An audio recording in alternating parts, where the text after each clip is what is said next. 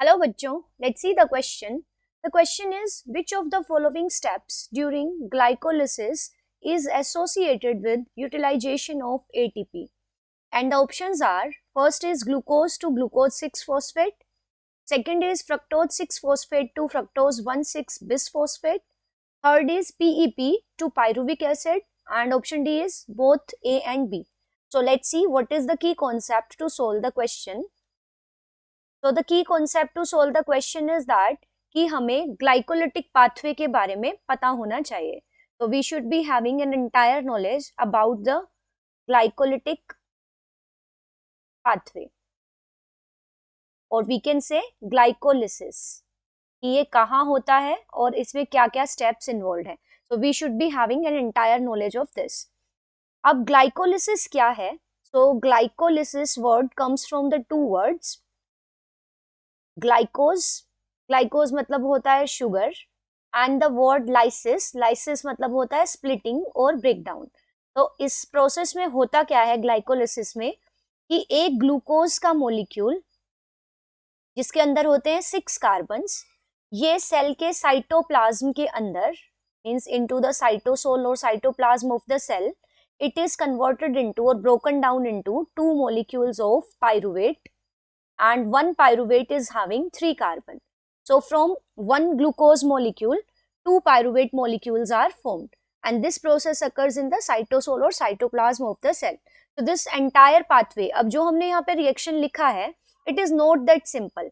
ये जो process होती है, it occurs in 10 steps. So this is not a single step process, but it occurs in the 10 sub steps.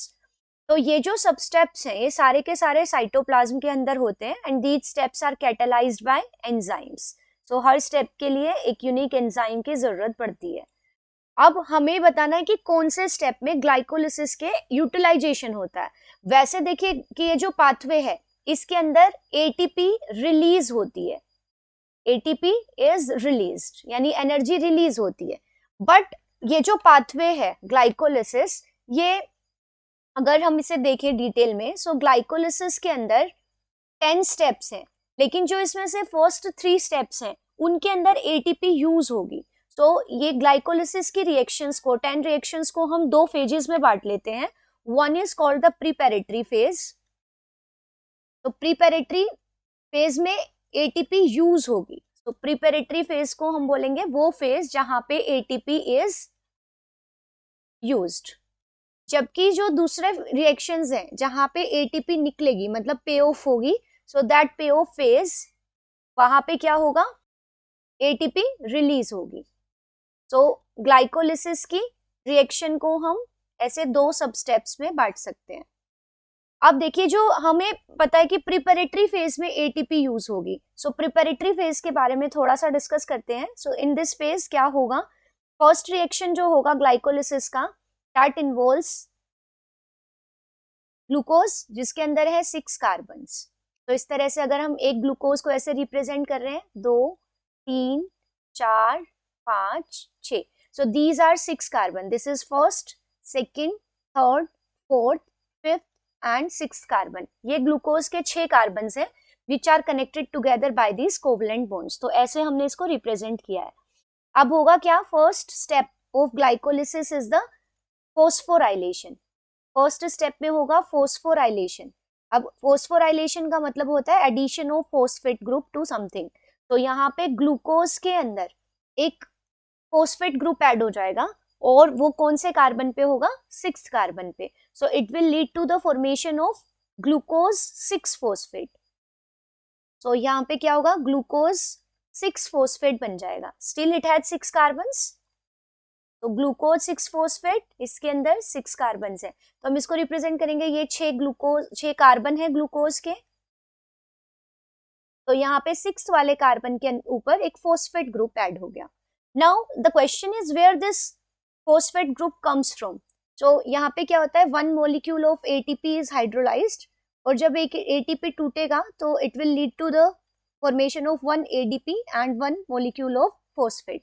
तो ये जो फोस्फेट है, इनऑर्गेनिक फोस्फेट, ये ग्लूकोज के साथ ऐड होगा. This energy and the phosphate is utilised here, and it will lead to the formation of glucose 6-phosphate, and this step is called the phosphorylation.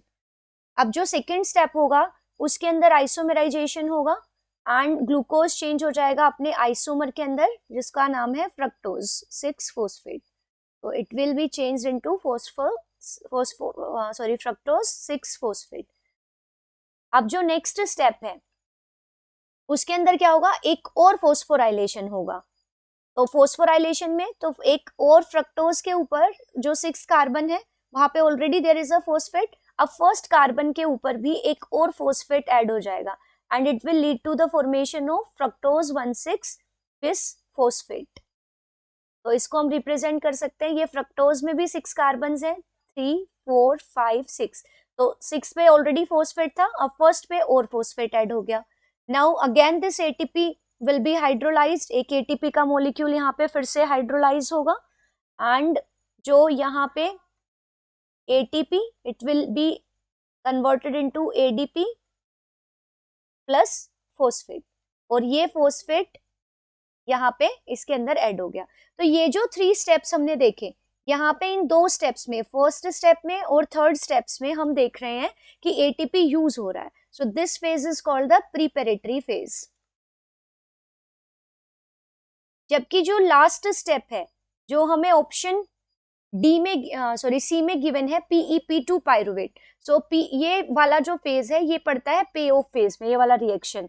तो जब होता क्या है, PEP यानी फोस्फोइनोल पायरुवेट, ये चेंज होता है into the pyruvate and it is the last step of glycolysis. तो फोस्फोइनोल पायरुवेट से फोस्फेट निकलता है, सो यहाँ से फोस्फेट निकलेगा and this phosphate is added to the ADP and it will lead to the formation of ATP. तो इस step के अंदर एटीपी रिलीज होती है, ना कि यूज होती है। तो क्वेश्चन में हमसे पूछा था कि कौन से स्टेप में एटीपी यूज होगा। तो फर्स्ट स्टेप जहां पे ग्लूकोज से ग्लूकोज 6-फॉस्फेट बनेगा, दिस इज फॉस्फोराइलेशन, यहाँ पे एटीपी यूज होगा। Next step is fructose six phosphate to fructose one six bis phosphate, so this is the step, यहाँ पे भी एटीपी यूज हो रहा है। जबकि पीईपी से पायरुविक एसिड जब बनेगा तो एटीपी रिलीज होगी, ना कि यूज होगी। So both the steps A and B यहाँ पे एटीपी की रिक्वायरमेंट होगी। So these both steps means both A and B will be the correct answer. So the right answer of this question is option D. I hope you understood this well. Best of luck. Thank you.